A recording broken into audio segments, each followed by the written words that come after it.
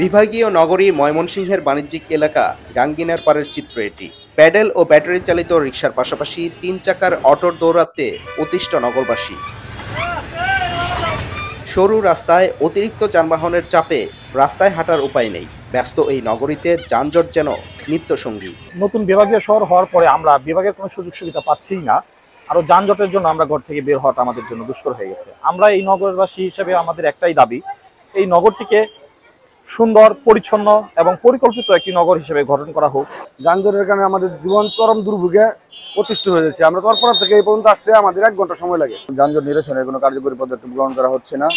Traffic ব্যবস্থা সেই পুরনো ব্যবস্থাতেই রয়ে গেছে, যার ফলে ভোগান্তি চরম পর্যায়ে পৌঁছে গেছে। সিটি কর্পোরেশনের হিসেব মতে নগরীতে অনুমোদিত 3 চাকার যানের মধ্যে চিকন চাকার রিকশা ৫,৪০০টি, মোটা চাকার রিকশা ৫,৬০০টি এবং অটোরিকশার সংখ্যা ৫,৯৬৮টি।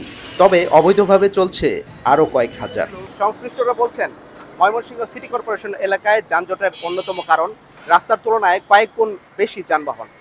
আর এসব অবৈধ যানবাহনের বিরুদ্ধে কয়েকবার অভিযান পরিচালনা করলেও কার্যকর কোনো পদক্ষেপ নিচ্ছে না সিটি কর্পোরেশন। ট্রাফিক বিভাগ বলছে, রাস্তার তুলনায় যানবাহন বেশি থাকায় ট্রাফিক ব্যবস্থাপনায় হিমশিম খেতে হয় তাদেরকে।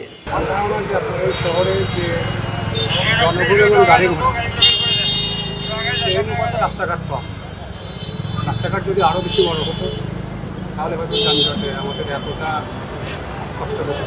অবৈধ যানবাহন চলাচল বন্ধে গত 1 বছরে সিটি কর্পোরেশন কর্তৃক মাত্র 4টি অভিযান পরিচালনা করা হলেও যানজট নিরসনে তেমন কোনো সুফল আসেনি। Sadiqur Rahman, star news, Mymensingh.